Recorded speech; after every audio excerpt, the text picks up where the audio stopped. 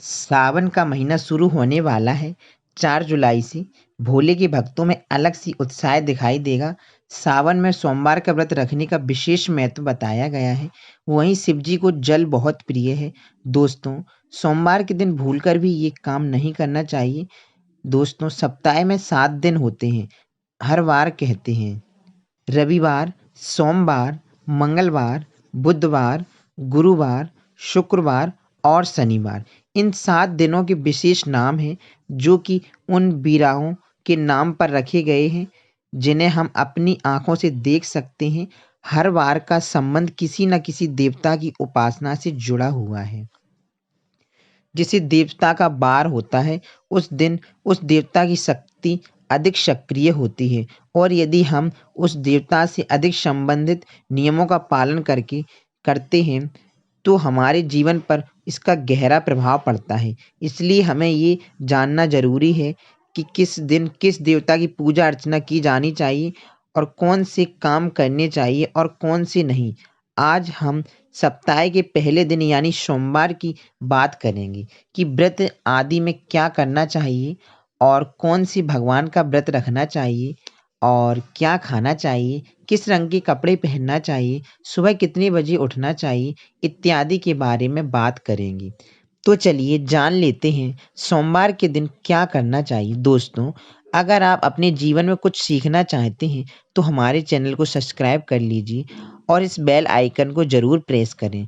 Comment में लिखें ओम नमः शिवाय। दोस्तों, सबसे पहले सप्ताह का वार सोमवार का दिन भगवान शिव की आराधना का दिन माना जाता है। वैसे इस दिन का अधिपति यानी सोम रवि है, इसलिए इसका नाम सोमवार रखा गया है।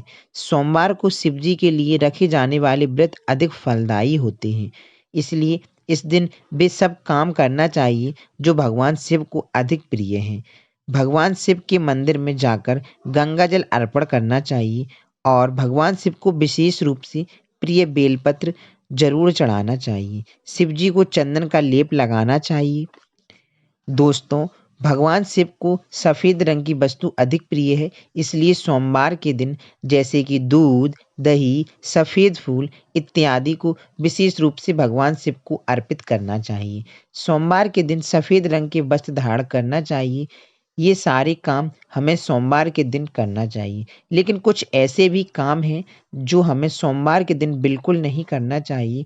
भगवान शिव रुष्ट हो जाते हैं, आपके काम बिगड़ने लगते हैं। आइए जानते हैं, और आपको मिलने वाला फल नष्ट हो जाता है। ऐसे में मंदिर में नंगे पैर ही प्रवेश करना चाहिए, क्योंकि बता दें चमड़े की चप्पल हमेशा अशुभ होती है। इससे देव शक्तियाँ नाराज हो जाती हैं। दोस्तों, महिलाओं को मासिक धर्म आ जाता है। ऐसे में महिलाओं को पूजा पाठ नहीं करना चाहिए। ऐसे में मंदिर में प्रवेश भी नहीं करना चाहिए। ऐसे में देव शक्तियाँ नाराज हो जाती हैं, जिससे ऐसे में शिवलिंग को छूना घोर पाप माना जाता है। दोस्तों, शास्त्रों में बताया गया है कि जहाँ पर शिवलिंग होता है, वहाँ पर सभी शक्तियाँ सक्रिय होती हैं। यदि घर में होता है शिवलिंग, तो वह व्यक्ति महादेव की कृपा सदैव पा लेता है। वास्तुशास्त्र के अनुसार शिवलिंग हर वक्त ऊर्जा का संचार होता है, इसलिए शिवलिंग पर जल धारा अवश्य होनी चाहिए। दोस्तों, वह ऊर्जा को शांत रखता है। दोस्तों, शास्त्रों में तुलसी और शिव का अधिक बैर बताया गया है। इसी कारण तुलसी ने शिवलिंग और गणेश की प्रतिमा को बिल्कुल ही वर्जित माना जाता है।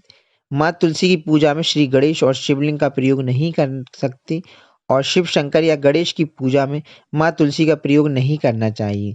अगर ऐसा अगर ऐसा करते हैं, भगवान शिव क्रोधित हो जाते हैं और पूजा का कोई फल प्राप्त नहीं होता है। दोस्तों, शास्त्रों में ऐसा कहा गया है कि व्रतधारी को उधार मांगकर फल इत्यादि नहीं खाना चाहिए। इससे पाप लगता है और व्रत भी अधूरा रह जाता है। सोमवार का व्रत हो या फिर कोई भी व्रत क्यों ना हो, पड़ोसियों से मांगकर भी फल वगैरह नहीं खाने चाहिए। व्रत में उधार मांग के खाने से व्यक्ति का व्रत झूठा हो जाता है। ईश्वर की शरण में आने पर व्यक्तियों को झूठ नहीं बोलना चाहिए, चुगली इत्यादि नहीं करना चाहिए। यदि कोई अपनी मर्जी से व्रत में खाने के लिए देता है, तो आप खा सकते हैं। दोस्तों, सोमवार का व्रत हो या सावन का व्रत हो, आपको नाशपाती नहीं खाना चाहिए। दरअसल इस फल का नाम नाश यानी नाश करने वाला होता है, इसलिए इस फल को व्रत में नहीं खाना चाहिए। सोमवार के दिन मांस का सेवन नहीं करना चाहिए। सोमवार को शिव जी के लिए रखे जाने वाले व्रत शीघ्र ही फलदायी होते हैं, इसलिए शिव जी के भक्त अपनी इच्छा की पूर्ति के लिए तथा सुख समृद्धि और शांति के लिए सोमवार का व्रत अवश्य रखें। और कमेंट में ज़रूर लिखें ओम नमः शिवाय। धन्यवाद।